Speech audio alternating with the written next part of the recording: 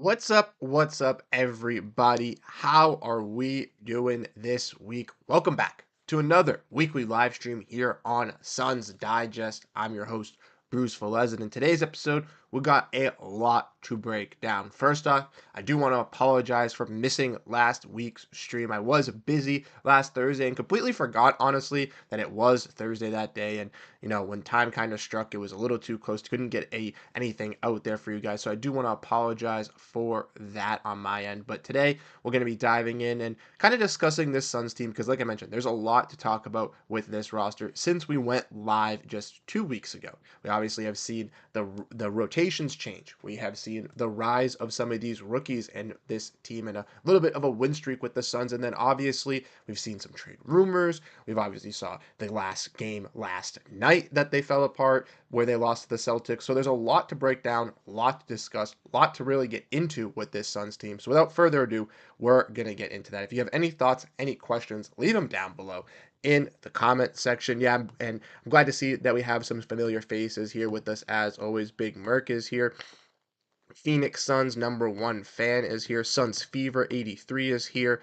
And what's up, guys? How you guys doing? Yeah, you didn't miss it. No worries, Big Merc. Yeah, that was partially my bad. But let's dive in and let's talk about this Phoenix Suns team. As like I mentioned, they have been, on a pretty decent roll this last couple of stretch. If you obviously want to look at kind of when these rookies kind of got in play, it was in that Rockets game when Mason Plumlee got into another little debacle over there and had to be, removed from that contest, allowing Oso Ighodaro to get some more room and, Ryan Dunn to get some big play. And even though the Suns lost, it still was, some nice play to see the rookies get involved. But then we saw them beat down the Kings, get the tiebreaker versus them, have an unfortunate fall versus the Lakers without LeBron, but get three nice wins. Even at versus some low-ranked teams in the Raptors, Bulls were able to pull that off. Were able to beat the Cavaliers and the Bucks as well, stringing four straight. And then unfortunately, like I mentioned, lost versus that Celtics team. But through these contests, like I mentioned, we have seen the rotations really help out this team. We've seen a lot of players really step up to deliver alongside the stars as well. Because I want to give credit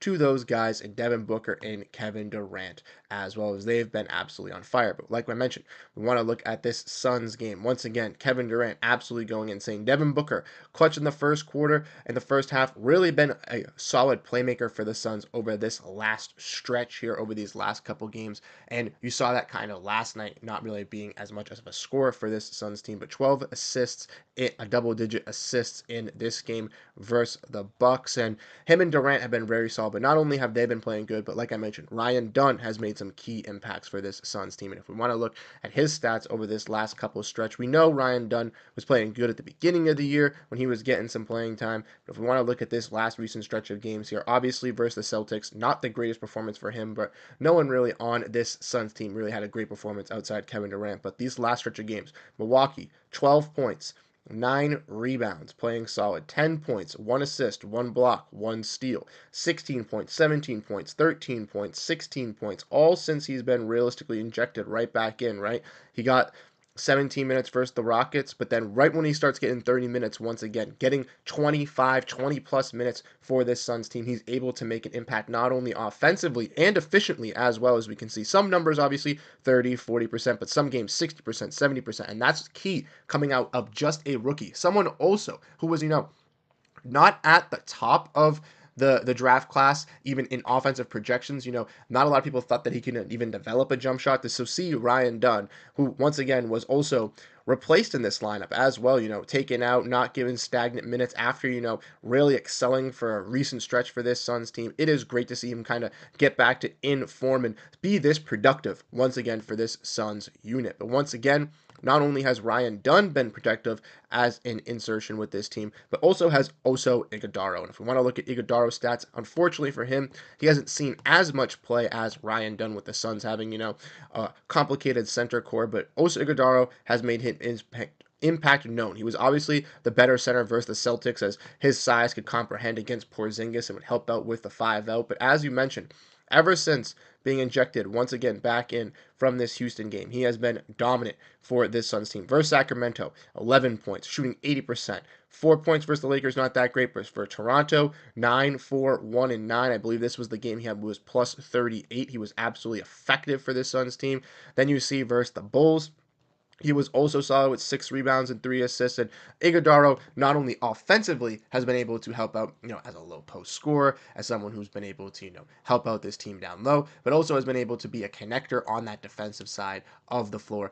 Also be a solid, rim deterrent and rim protector for this Suns team as a backup center, and has realistically exceeded expectations alongside Ryan Dunn. And another player that also has done that for this Suns team since he's been brought in also has been Cody Martin. And I want to get into Colin Gillespie as well. But Cody Martin, we have seen, not him getting not a lot of play time. He recently gets injected for this Phoenix Suns team, after coming over from the Charlotte Hornets. And we see him make his first appearance for the Suns here, where he only played 8 minutes. But after that, since he's been elevated, giving us some solid defensive play, he's seen at least 10 minutes a night. Last night, struggling to see some minutes, but still some solid production. Maybe not in the box scoring as offensively as you would like to see, but defensively, and as, someone who's going to be doing those little scrappy things on the floor for this Suns team, Cody Martin makes up for that. You can see that with his 6 rebounds, 6 assists, 3 steals.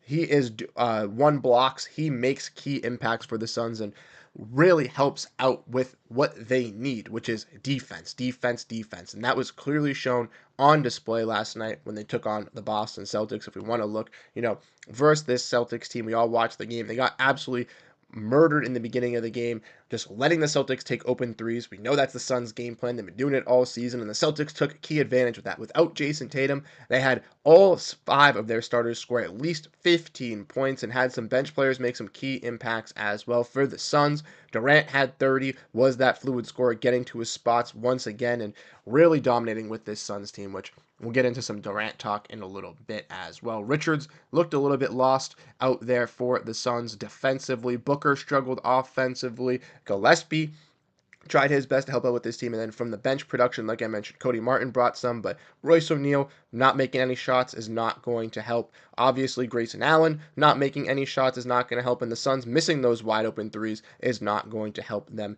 once again kind of crawl and get back into these games versus a star-studded Celtics team. Their defense also looked completely lost versus a Celtics team that was passing all over them, not having help on the weak side, not having any help either down low on the perimeter or out on the three-point line, and it clearly looked like the Celtics kind of outclassed them and outmatched them. But just because that the Celtics are beating them by 30 points doesn't mean that they should blow it up. Doesn't mean that this is all a ruse, all a rut. This isn't for nothing because, like I mentioned, the Suns just went on a 4-game win streak. And yes, the Bulls and Raptors are not the greatest opponents. But if you were to say, like Eric Ruby did of PHNX Sports, which I want to give him a huge shout out, he said this on his show, where if you were to say that if you were to beat the Cavs, Bucks, and Celtics and win 2 out of those 3 games, you would be ecstatic and you would be happy. And I couldn't agree more with him on that. And that's how you have to take this as a Suns fan, right? The Cavs obviously had a struggling 3-point shooting night. The Bucks was a close finish down to the wire, but the Suns still prevailed, and the Suns beat some,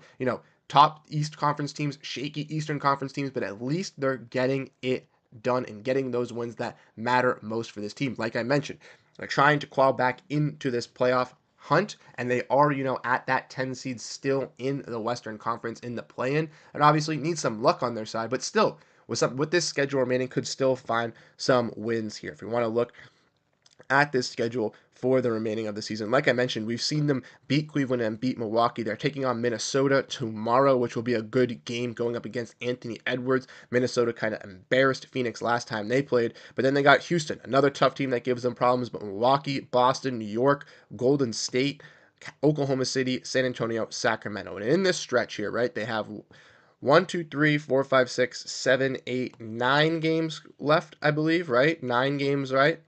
Yep, I could see the Suns easily going 5-4 or 6-3 in this stretch here, right? Minnesota, Houston, I could see them splitting these games, going 1-1, winning Milwaukee once again, so 2-1, 2-2, splitting these 3-3, 3-4, and then I could see them winning these next 2. So yes, maybe there is 10 games, I guess. I guess I miscalculated, or maybe my math's wrong, but I could see the Suns still going positive during this stretch, specifically down the stretch.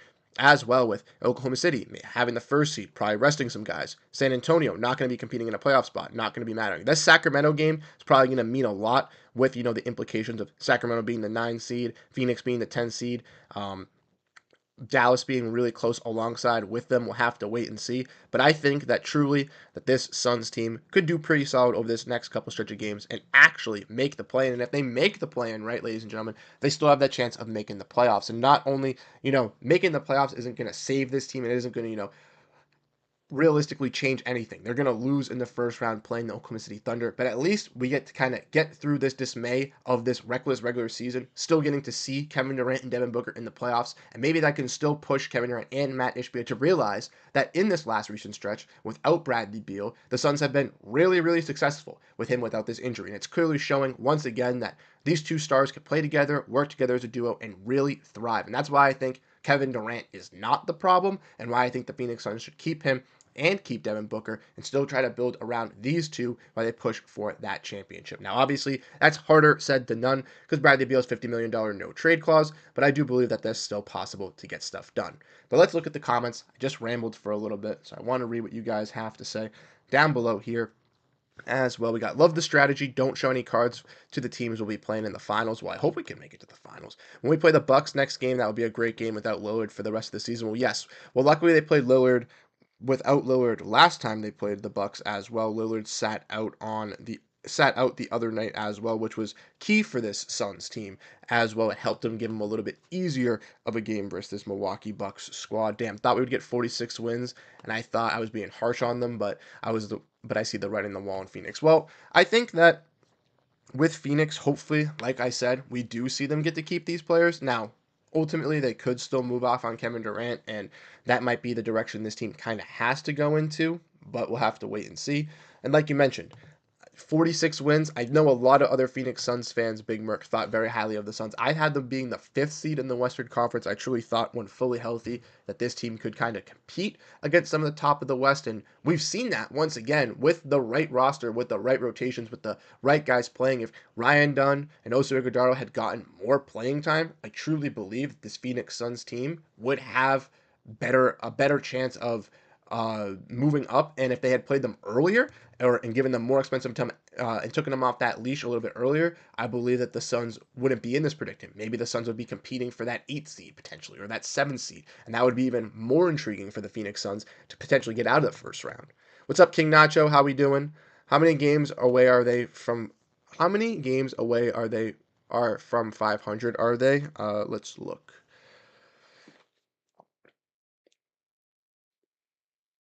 35 and 38, 3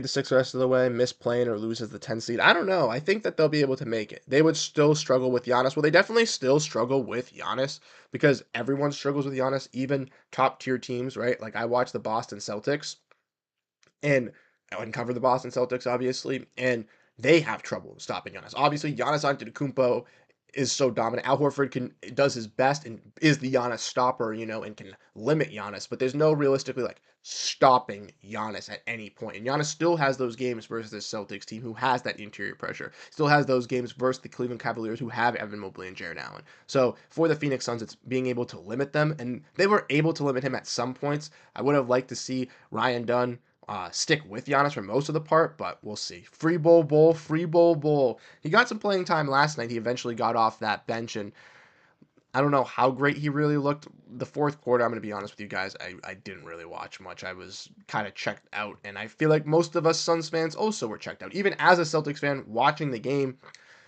I expected something a little bit better, except expected something a little bit closer as well. We are 3 games away from 500, but we play Minnesota and Houston next. And yeah, I think, yes, that we could split those games. Once again, Minnesota is a solid defensive team. They do play well against Phoenix. Obviously, we saw that in the playoffs. We've seen that in the regular season this year. Anthony Edwards has a different atmosphere when he goes up and plays against Kevin Durant because he's his favorite player and he's his idol, which I do really like to see from Anthony Edwards. But I do believe that this Phoenix Suns team has a kind of a vendetta and has a purpose really to win these games. And specifically after losing that one versus the Celtics, I feel like they're going to be more charged and more ready to kind of go at this Minnesota Timberwolves team to be able to kind of pack a punch and be more locked in because the season's kind of closing in on them. They're realizing the repercussions of this situation if they don't win these games as the season is shrinking down, and they're seeing the dominoes kind of fall. And I truly believe that what you've seen with Kevin Durant has been motivated by that. Not only has Kevin Durant been a top tier player all year, but over this recent stretch, Kevin Durant has been absolutely insane for the Phoenix Suns. We saw him just win Player of the Week in Phoenix, and that was absolutely amazing to see, with leading the Suns to a 3-0 record. And truly, I don't believe he's the problem. And we all know that. I've been saying that. It's the rotations, it's what the front office has given the Suns.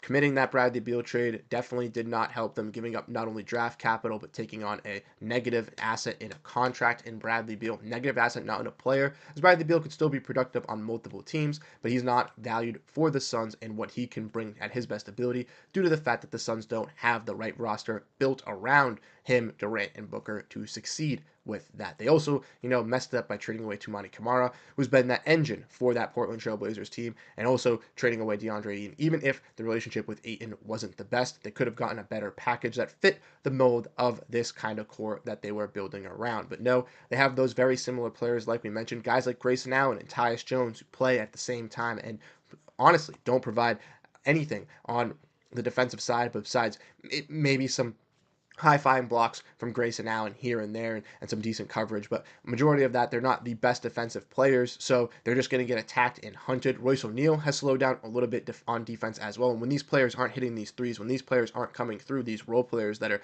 put around guys like Kevin Durant and Devin Booker, and specifically role players that do similar traits like those guys, it doesn't help this team when they have to do everything, when Kevin Durant and Devin Booker have to do everything on both sides of the floor. And you saw that with this Suns team through the last couple of weeks. But then you obviously saw Ryan Dunn, Oso Ighodaro, Cody Martin kind of coming in and being brought into this organization, into this rotation, and really, really trusted. And that's what's kind of sparked a little bit of an engine. You kind of see that building all because of the defensive help. And that shows you that not only that it's just been a fault of this front office in construction, this roster. So ultimately, like I mentioned, what I think the Phoenix Suns should do, as we've seen Kevin Durant go off once again, even after winning Player of the Week these final two games. He has been phenomenal for the Suns. 38 points, 30 points in back-to-back games for this team versus the Bucks and the Celtics. Two, playoff teams, regardless if the Bucks, are struggling, aren't one of the top teams in the East. They are a playoff team, and they are pretty solid. And they have Giannis Antetokounmpo, so you have to recognize that this Suns team beating them is still nice. And you have to appreciate that. So personally, I think that this Suns team should keep these players. Devin Booker, they've already said they want to keep him. They want to build around him. Even if they do a retool/rebuild, he's going to stay. So I think that's key. But also keeping Kevin Durant. I think he's shown it that he can win with this team. He can be solid with this team. And him and Devin Booker work well with each other when Devin Booker is feeding him the ball, being that point guard, helping out with him. And if you get these right plug-and-play pieces and start the right guys at the right time, and play the right rotations with the right head coach, I think we'll be chilling. You look at that game last night, and clearly you could see that even when the Celtics were abusing the Suns' weaknesses, the Suns weren't changing anything to stop it. They were still allowing those open threes by still playing that drop coverage and still allowing the Celtics to just get any shot up they wanted from beyond the arc. They also, like I mentioned, the Celtics played 5 out, played a lot of passing with the ball around the three-point line, which struggles with this Suns team because then they're peeling one guy off, driving to the rack and blowing by someone and getting an easy layup. And it was just clear and utter display of mess out there. Nick Richards still was with that starting lineup, even though it didn't work in the first half. And Coach Budenholzer didn't really have much of a response to say, just saying he provides good passes for those players that are playing with him. It's not helping out on the side of the floor that we need, which is defense, because the Celtics are outscoring us by double our points in the second quarter. So I don't necessarily know what's going on. Clearly, the Suns team still needs a little bit of changes, still needs a little bit of help, but I don't necessarily think there's anything going wrong. And speaking of Kevin Durant, there's obviously been rumors and trades and stuff like that, and there was some stuff sparking about Kevin Durant potentially being traded to the Celtics. I don't know if you guys saw that with Nick Wright, where he mentioned, Kevin Durant heard some things talking about that. I believe that that is just leverage from Kevin Durant's side, trying to get Kevin Durant to a team that he wants if this doesn't work out. I do not believe that he'll go to the Celtics, and the Celtics can't do it unless they trade Jaylen Brown, which I don't see them doing, or if they trade five guys to get underneath the first apron to then make a deal with the Suns. And ultimately, I think that's just way too much work for a team who's already, kind of handicapped and in a struggling position financially with the second apron themselves in the Phoenix Suns and the Celtics. It's going to be difficult for them to do a deal. I think the Suns and would want to deal Kevin Durant to a team that has a little bit more flexibility and doesn't have as many restrictions, which I would like to see. And I don't think that, and like I said, I don't want Kevin Durant to be gone. I think, like I said, they should still trade Bradley Beal. They still should go through with that. And I wrote an article for Brightside on that this week where I detailed so much on why Kevin Durant should stay for this team. Not only for why he's a good basketball player on the court by putting up 30 points and doing all these little things, getting to his spots offensively and really containing this Suns offense, but also off the court, doing things, being a great teammate to Colin Gillespie, helping out and going to with Ryan Dunn to his brother's minor league game. Those are things that you don't see from star players and connecting with those young guys. And it's clear as day that he likes playing here in Phoenix. He wants to stay in Phoenix. So that's something the Suns should care about as well. And if Matt Ishbia wants to win, that's what he should do. We don't have any picks for a rebuild. Well, that's why you would have to, if you're going to do a rebuild, you're trading Kevin Durant for those picks. That's what it is. You're trading Grayson Allen on draft night to Orlando or Detroit, and you're getting Detroit's first round pick, which might be pick 18, and that just gives you the Suns losing $18 million off their salary, dropping them below the first apron, but also allowing them to kind of continue to get a little bit younger and save some money while still trying to build around these guys. Retain book KD, trade Beal if possible, probably not, so buy him out. You can't buy Beal out, King Nacho. I don't know if you saw uh, Gerald Bourguet's post, but unfortunately, the waive and stretch Beal is not possible with the restrictions of 15% salary cap on buyouts due to the fact that the Suns bought out EJ Liddell and Nazir Little this free agency. Therefore, they can't do that, unfortunately. LeBron James gets traded for Beal or Booker in the offseason, and Mike Budenholzer gets fired and replaced for Steve Nash. I guarantee. Well, got game. Don't know if that's gonna happen. That's a big ask, but I would not trade Booker for LeBron James. I would not do that. I'm actually kind of over getting older vets to try to win now. Would rather try to build from young talent. Well, Big Mark, I agree with you on that. I think that the Suns should kind of invest into some of that young talent, and maybe not necessarily like that. So then you'd have what 8 or 9 guys in rotation, kind of filling out those other lesser rotational spots out there for the Suns team, and then you'd be ready to go. If you can't trade Beal and you have to trade Kevin Durant, then you're most likely trading Kevin Durant for younger assets, and the Suns most likely will be in this same position that they are now, that they are next season, because what the Western Conference is still getting stronger, and teams like the Warriors and the Lakers not really showing any signs of degress with their acquisitions in this offseason and Jimmy Butler or at this deadline at Jimmy Butler and Luka Doncic. I don't see them really falling off. The Clippers maybe could kind of slide down depending on how James Harden free agency goes, but the Spurs with De'Aaron Fox this full entire season and with their rookies getting better and depending what other moves they make are going to be better in the West. The Blazers we've seen on this second half resurgence, they're going to be better in the Western Conference, and even team like Utah and New Orleans who had injuries, and Utah, who's been tanking, are also going to be better. So Phoenix, if they do this like little soft reset, soft rebuild, it might necessarily limit them to kind of being able to go fully all in because then they're going to be stuck in this 9-8 bubble, even though it'll be exciting basketball because there will be other faces to watch, I guess, for some fans. They won't be as competitive or have as high of a ceiling kind of as we see throughout the year or at even the start of the season. I don't I don't know if they can trade KD for Kawhi and James Harden. I don't know if that's possible salary cap wise, and I don't see that happening either because the Clippers and the Suns are in the same division and they're not going to trade that. Gerald just said they can't buy him out. Yeah. And King Nacho, you said that they can just buy him out. Oh yeah. I- They can't stretch and waive him, but they could technically buy him out, yes. But then Matt Ishbia is paying $110 million to Bradley Beal, and then Bradley Beal, I mean, it's possible, but I don't see it being very likely.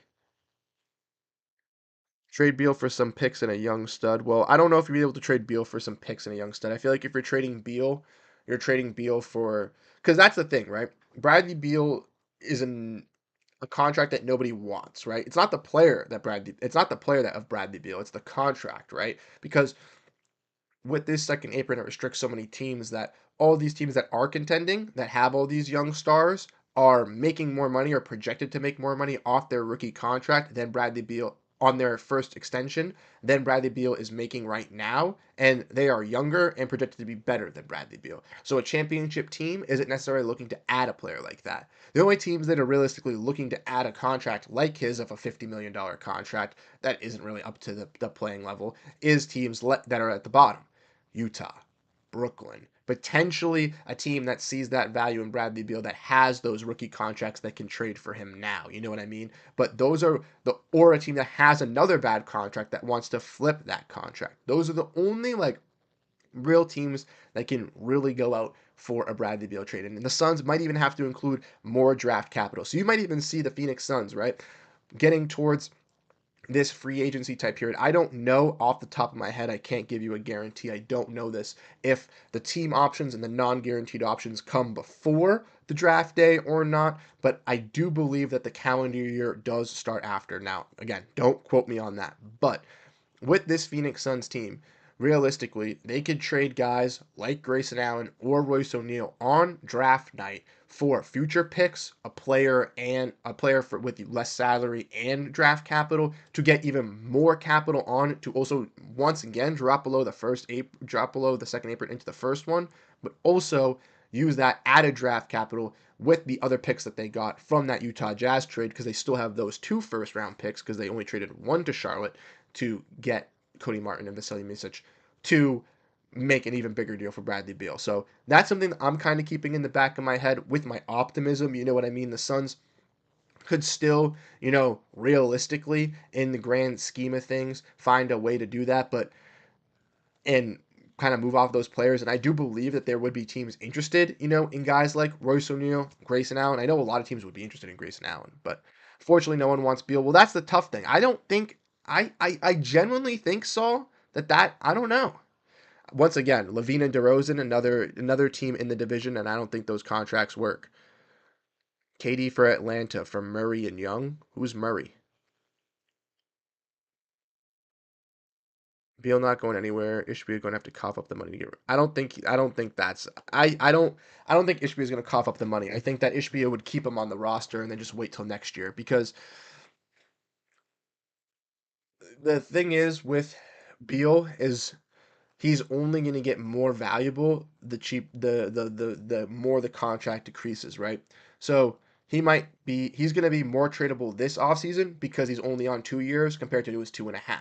And then at the trade deadline, he's even more appeasing because he's only on for a year and a half. And then going into next offseason in free agency, that's probably the most appeasing he is because he's on a 1 year deal, right? So once again, a team that's kind of towards the bad or middle part of the NBA that misses out on a draft pick could trade for Bradley Beal on a 1 year contract. Be like, here, come play, ball out, and then go get your big payout again next time. Oh yeah, wait, yeah, he's not. Dejounte Murray's not on the Hawks. No, he's not. Who would they have to get one of the top 5 players in the DR? Murray got traded to the Jazz, I think. No, Murray's on the Hawks or on the Pelicans. Excuse me. I think that Saul, I want to go back to your point. I do believe that Bradley Beal is tradable, and I 100% agree to that situation. There's once again multiple teams that would take Bradley Beal. If you were to tell me that Brooklyn wouldn't have taken Bradley Beal to help facilitate a 3-team deal, you're telling that they would have taken it because the Suns are so desperate to move were so desperate to move off of him that they would have sold everything and anything that they could have to achieve to get Jimmy Butler. So Bradley Beal, I could see being moved, in my opinion, to a multitude of teams. It all depends on what team in the offseason is kind of going for what direction. And ultimately, I can't pinpoint that at this moment, right? Like one team in mind to me that I think would be interested in Bradley Beal and would make sense is Atlanta, right? And you might ask why Atlanta, right? Well, Atlanta has Trae Young, right? But they're not really going anywhere with Trae Young, and we've kind of seen that this season. So what I think should happen is the Hawks should look to move Trae Young and try to get some draft capital and some young assets because they have Zachary Rizarche, who's looking really solid in his rookie year performance. Before Jalen Johnson went hurt, he was once again another one of those impactful young rookies in his second, big season with this Hawks team. Onyeka Okongwu has been a solid defender, and they just traded for Dyson Daniels, who's making a case to win Defensive Player of the Year, right? And you talk about Bradley Beal and Bradley Beal's playmaking, his offensive ability, his shot creation, all that type of stuff, right? But what's the one issue really with Bradley Beal and, some of these players on this Suns team? Well, they need defensive players around them, correct? Not once again, this Suns team doesn't win with all this offense. They need defensive players around them. So a player like Bradley Beal, if you inject him into an Atlanta Hawks team with Dyson Daniels, who's also another playmaker who can play alongside Bradley Beal, right? Can be that POA defender, picking up those bodies. And it's not a slack on Bradley Beal. It's not like he's a bad defender. You know what I mean? He's just not one of the better ones. But him playing slotted in alongside Zachary Rizarche, one of the lengthiest,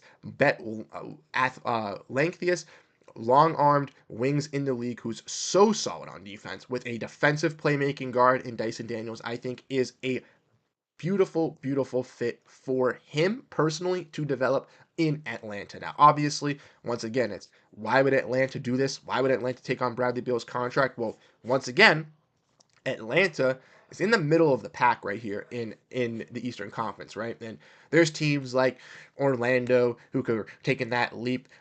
Miami's kind of dropped off. Charlotte, Washington, kind of a little bit young. No one really knows what's going on really there, if they're going to really blossom or, once again have some injuries and underperform. So they're in a little bit of a weird spot, but clearly they're not the top in their division, but they're not the bottom in their division, right? So why not trade Trae Young, take on a contract in Bradley Beal, but in that deal, you're going to get a crap load of first round picks. And you don't have first round picks due to the fact that you traded them out when you went to trade DeJounte Murray and when you went and made other moves as well. So I believe that that could be a good deal. The Hawks take in Bradley Beal, right? They take on whatever first round picks the Suns are giving them to take on Bradley Beal's contract, plus whatever first round draft capital said third team is sending out for Trae Young. And then the Suns would get whatever players on that Suns team on our squad. Therefore, you know what I mean? Suns could get, regardless of where Trae Young is traded, you have to figure that out. But they could get players like that, and it could be, once again, either bad contracts or, two or three considered role players. But once again, those role players, like we've seen with Cody Martin, have made impacts with these star players, and I think that that could once again help this Suns team. I like Trae's energy too. He's one of the most underappreciated guards in the league. Johnny Ray Lopez, really, really underrated as a playmaker as well. KD to the Spurs for Castle and Fox. Nah, they wouldn't do that. If KD gets traded to the Spurs, you're getting, which is a possibility if he were to get traded, you're getting Malachi. No, you're getting Vassell. You're getting Keldon and maybe Sohan. That's it. They had a three-team trade ready to go with Atlanta to Miami. They would have got us Jimmy at the deadline, but Beal uses no trade clause. That was a Windhorse report. I don't. Where did I'm gonna have to look into that, King Nacho. I'm gonna have to look into that. I did not see that, but if that's the case, that would be that would be interesting. But who knows? Maybe it's something Bradley Beal is interested once again in revisiting this offseason. Because I mean, but I don't think that would help. Why would Trey wouldn't help out Miami unless Atlanta was giving away like unless Atlanta was giving them Capella and all that stuff. No, they're not gonna be able to get Wemby. They're trading him for Wemby. Maybe it should be a thought anytime we were in a game. Oh, you're talking about Chris Paul? You miss CP, Big Merc? So do I, man. So do I. I'm a huge CP fan. One of my the favorite NBA player. And I wish he was still on this Suns roster. Once again, CP proves that even if he's not at the value of his contract, he can still be valuable for your team. And unfortunately for the Suns, they didn't really see that. They didn't want to he didn't want to accept that bench role either. So I'm sure it wasn't, just on the Phoenix Suns, because before then he was still a starting point guard and had been a starting point guard. It was going to be for the Wizards before they traded him for Jordan Poole. But the Suns also could have gotten that deal for Jordan Poole, as we all know. They could have gotten Chris Paul for Jordan Poole, which, who knows, in hindsight, maybe wouldn't have been as effective, but as a cheaper contract, maybe would have been a little bit easier for the Suns to move off. But yeah, I'm a huge Big Merc. I'm a huge, huge CP. And I miss Ayton too. I miss Ayton as well, Phoenix Suns #1 fan. I have my Ayton jersey, I have my CP jersey in my closet. Maybe we'll bust them out for for a video or something like that, or for a stream in the future. We can rock our Suns jerseys and stuff like that and talk about this team. But like I mentioned with this Suns squad, to kind of end my rant, I don't think it's Kevin Durant's fault. I don't think it's Bradley Beal's fault either. He obviously accepted the best contract that the Wizards management was going to give him. I just think that the Suns front office, even though they have blessed us with these draft picks, they have screwed us with some of these trades and some of these moves that they made. Maybe a little bit too late, or maybe shouldn't have made, to kind of benefit this roster. And it's kind of put the Suns in this little bit of a pickle and this little bit of a decision here, kind of going to this offseason. We'll have to see what the Suns do, but I wouldn't count this team out once again. If we see them go on another little bit of a win streak here towards the end of the season, kind of get some momentum, really show that Kevin Durant and Devin Booker with the lineup with Ryan Dunn and Oso Ighodaro can work. Because once again, right, like, we're seeing Kevin Durant and Devin Booker play their best basketball with rookies. Rookies, guys. That is a problem. Rookies are playing the best basketball with our two stars. Could you imagine if we had key, impactful role players, guys that knew what to do and knew how to play a specific role for this team? It would be absolutely insane. They would change so much, and it would help the Suns so much if they have those pieces around this Suns team. And that's the thing. That's why I truly believe that if they go through it, that they can. And if they end up trading Kevin Durant, which I don't want them to do, but if that's the case they're kind of put into, then they have to get those right pieces once again in that Kevin Durant deal to build around Devin Booker and Bradley Beal. They have to get those right players. And for a team built around those two guards, you definitely need some help at the defensive player as a point guard. But not only just that, you're going to need some help with, a lengthy low post scorer to help out down low, and also probably a pretty solid defender over there to kind of compensate for Kevin Durant as well. So around, 3 players for this Phoenix Suns team to really be bringing in, that's going to be a tall ask to really take in. But with this Suns team, we've obviously been talking about a lot. We kind of went into some details, but I do want to give some light before we shine off on 2 more topics. We're going to go over my predictions for this Suns team for the rest of the week, and we're also going to go over, I got 3 things. A little bit of a shutout. We're going to go over that, the prediction, and we're also going to talk about 1 more topic. And that last topic, ladies and gentlemen, is Colin, like Bol, or one of these young guys like Ryan Dunn and Oso Ighodaro, that has really made this impact for this team. But Gillespie has made himself a prominent face and on that 2-way contract, and I'm loving to see it. I think he is very deserving of a regular contract. And I have a question to kind of ask you guys. I will be doing an article on this, so if you do want to catch more on it, you can. But with Gillespie obviously playing really, really good, like I mentioned, like people like Sam Cooper are saying, he needs to get that long-term contract. And we saw from John Gambadaro the other day here that he tweeted about it as well, saying that Suns aren't necessarily in a rush to give Gillespie a contract here, right? Because there's necessarily no need to give him a contract right away, right? Because, once again, the Suns have a little bit of time here before they can do it.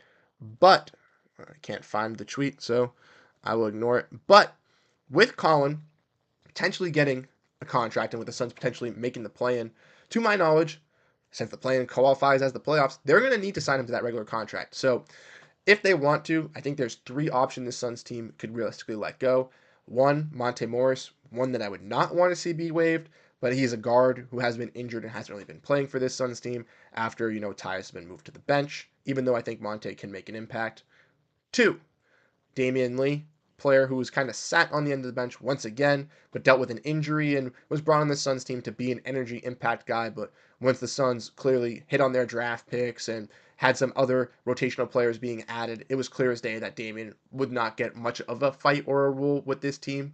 Or Vasily Micic. Now, Micic is on the team contract, so maybe the Suns do not want to waive him because they don't want to pay $7 million compared to $2 million, in which they'd be waiving either in Damian Lee or Monte Morris, as they are on better minimum contracts. But Micic has expressed interest in Europe, has not played well for the Suns in his minutes that he has been used, and really hasn't been used at all besides garbage time for this Suns team. So it doesn't really make sense to keep him, but maybe the Suns feel that another team could use him, or they could use him in a trade with his team contract. So that's why the Suns do keep him. But out of those three players, I kind of want to let you know that I think those three could be the ones that could be kind of gone off this Suns roster before the end of the season. I don't necessarily know if Monte will be the one, maybe potentially the other two, but we'll have to keep an eye out because Gillespie is definitely deserving of that contract. Not only has he been able to be a solid playmaker for this Suns team as a secondary ball handler, but plays better off ball compared to Tyus, and Tyus can kind of command that second unit as a distributor, as a playmaker,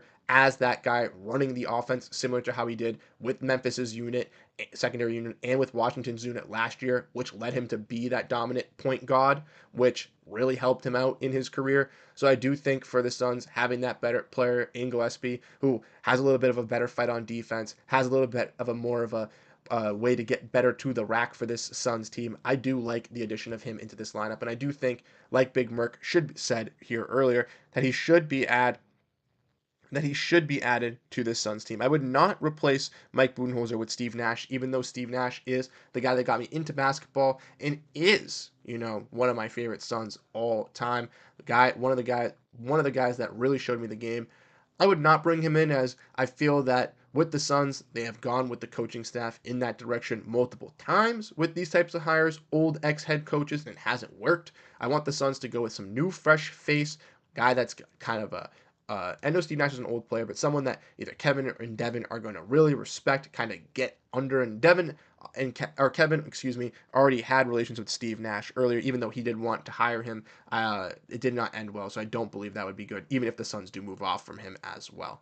But yeah, next year they should promote Colin, and I think they should promote him honestly this season. I think Colin should be promoted this season because you want to keep his bird rights. With him being a two-way player and getting starts, other teams are watching this, right? Other teams are keeping an eye on this. And obviously those teams can't promote Colin to a secondary contract. They can't bring him up. But that's something they're going to look for in free agency. And if the Suns don't bring Colin Gillespie, I do believe that some team is going to negotiate with Colin before the Suns do and will get a guaranteed deal with him and get his bird rights and lock him up and make him some sort of, maybe not stable piece of their rotation, but someone they utilize or try to figure out what he can bring for them on a roll off the bench. And that's something the Suns can't lose. As we've seen, these young guys have made these impacts. The Bol Bols, the Duns, the Iguodaros, the Colin Gillespies, even Cody Martin, even though he's not that young, but those underappreciated guys have made the moves for the Suns and have helped alongside Durant and Booker. So you need those guys to really stay because they bring something that Durant and Booker necessarily don't bring in their aspects of the game, as they're the primary scorers. They're the ones that have all the pressure. They're the guys that you're getting the basket to. Those other guys are doing the little things alongside them to really help them succeed. They need the Magic to beat the Mavs now. Nash is an interesting option, but the coach doesn't matter with her front office. I mean, front office, coaching staff kind of go hand in hand. The front office making these hires of the coaches hasn't been helping. Obviously, you look at Vogel. He was a blessing in disguise with Budenholzer with this better offense and better team and not being able to succeed. But that's where I kind of go with this Suns team. Kind of have to go either, in my mind, with a young defensive head coach or a player's head coach that is going to be really tough-nosed and be able to get the best work out of these guys. That's where I think the Suns should kind of go with their head coach. Now, like I mentioned, we got into that Colin talk. Let's get into the prediction talk here with these last couple of games for the Phoenix Suns as we glance over and look at the Suns' schedule for this week here.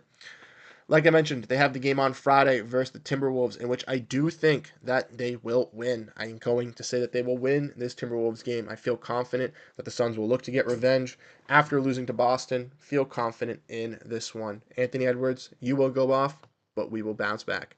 Rockets on Sunday. Do think it will be a loss. Tough game going back home versus Houston after going to Minnesota. So a little bit of a weird thing there happening. But I do think Houston has gotten the best of us, even in some close games. They will be able to overpower us with their defense, similar to Boston. We won't be able to kind of respond. Now, looking at Tuesday's game versus the Bucks, once again, I think this is a win for the Suns. So these games, 2-1, would be solid.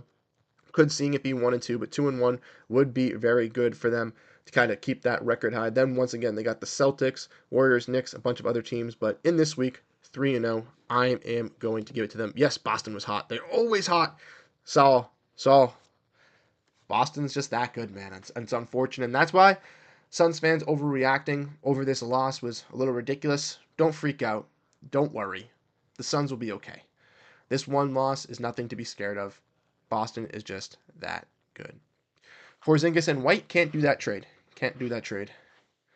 Unfortunately, cannot do that trade. But lastly, before I sign off, I want to give a little bit of a shout out to you guys for being in the stream here, hanging out. Shout out to Saul, King Nacho, Phoenix Suns #1 fan, Got Gamer OTR, Big Merc, Johnny Ray Lopez, and I know I'm forgetting one more, so I want to scroll up and make sure I say it. Suns Fever 83. Thank you. Thank you guys so much for tuning in, chatting, everyone hanging out in the stream, hitting that like button, hitting that subscribe button, being interested in Suns Digest. I do apologize for the lack of videos. With that blowout loss, no one wants to see a post game talking about that. I know you guys don't want to do that. I don't want to talk about Kevin Durant rumors, and I'm sure you guys don't want to talk about Kevin Durant rumors and see that stuff. So we're going to be, diving in, getting into some more kind of nitty gritty stories, stuff like that. So if you want to stay up to date on everything, let me know your thoughts down below in the comment section. Like I said, if you want to stay more from me on the Phoenix Suns, I can show you guys here on my Twitter before I sign off. If you have Twitter or if you have X, definitely give me a follow over there. Or if you're on Blue Sky as well, the handle is the same at Bruce Veliz. But like I mentioned, not only do I do work for Suns Digest, but Celtics Digest if you're interested in the Celtics, but you're probably not after they just beat down them. But I am on the Suns Planet podcast, and over there with Kevin and Jake, we've been having some fun. Kevin and I will be live this Saturday, and I know some of you guys tune into there as well, so I do appreciate that. It is very appreciative. But Kevin and I will be live over there on Saturday, and make sure to stay tuned as we're definitely going to be posting some stuff on Suns Planet Pod's Twitter, asking you guys some questions because we're going to be having a special guest coming on there soon. So that's definitely something to stay interested in. Like I mentioned, I also write for Last Word and Bright Side of the Sun for the Phoenix Suns. So if you want to get news articles, reading more about the Phoenix Suns and kind of finding more detailed stuff I don't talk about as much on YouTube, going into the nitty gritty type of stuff with this Suns team, definitely read those articles and let me know your thoughts on those as well. But once again, you guys have been absolutely fantastic. I want to give you guys a huge shout out because without this support from you guys in the comment section, you guys chatting, you guys having fun, these streams cannot be done. So I really want to appreciate all you guys and your love and support. King Nacho, I will answer this before I sign out because this has been a question on the Suns channel for the last couple of weeks. Whereas Curtis, unfortunately, Curtis is no longer with Digest Media here